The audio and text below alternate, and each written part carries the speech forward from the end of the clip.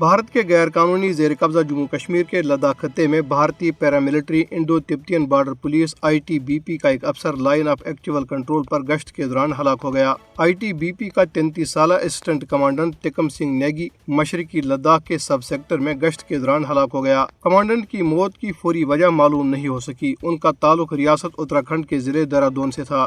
کل جماعتی حریت کانفرنس کے سینئر رہنما غلام احمد گلزار نے نظر بند کشمیریوں کی ابتر صورتحال پر سخت تشویش کا اظہار کرتے ہوئے عید الفطر سے قبل ان کی رہائی کا مطالبہ کیا ہے۔ غلام احمد گلزار نے سری نگر سے جاری بیان میں غیر قانونی طور پر نظر بند کشمیریوں کے ساتھ بھارتی حکام کے ناروا رویے کی شدید مذمت کی اور کہا کہ نظر بندوں کو صحت بخش غذا اور طبی سہولیات سے محروم رکھا گیا ہے۔ انہوں نے کشمیری نظر بندوں کے عزم و استقامت اور جذبے کو سلام پیش کیا اور کہا کہ وہ حق خود ارادیت کے لیے بے مثال قربانیاں دے رہے ہیں۔ کل جماعتی حریت کانفرنس کے رہنما نے کہا کہ مودی حکومت کے 5 اگست 2019 کے یک طرفہ اقدامات نے کشمیر کی تاریخ میں ایک اور وحشیانہ باب کا آغاز کیا۔ انہوں نے کہا کہ بھارتی اقدامات کا مقصد مسلمانوں کی ثقافت، زبان اور مذہبی شناخت کو ختم کرنا ہے۔ انہوں نے کہا کہ BJP حکومت نے کشمیریوں کی تحریک آزادی کو دبانے کے لیے ریاستی دہشت گردی تیز کر دی ہے۔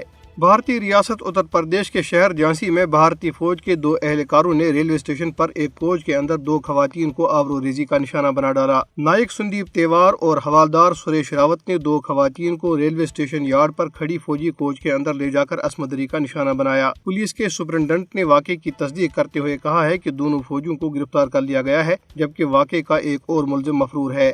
بھارت کے غیر قانونی زیر قبضہ جموں کشمیر میں بھارتی فوجیوں نے ضلع بارامولہ میں بڑے پیمانے پر محاصرے اور تلاشی کی کارروائی شروع کر دی ہے۔ فوجیوں اور پولیس اہلکاروں نے بارامولہ قصبے کے علاوہ ضلع کے علاقوں سوپور، سنگراما اور رفیع آباد میں تلاشی آپریشن شروع کیا۔ بھارتی پولیس نے دعویٰ کیا ہے کہ یہ آپریشن معروف آزادی پسندوں نذیر صالح اور شاہد شوکت بالا کی گرفتاری کے لیے شروع کیا گیا، جو سحری کے وقت بارامولہ تھانے سے فرار ہو گئے ہیں۔ یہ دونوں مئی 2022 سے حراست میں تھے۔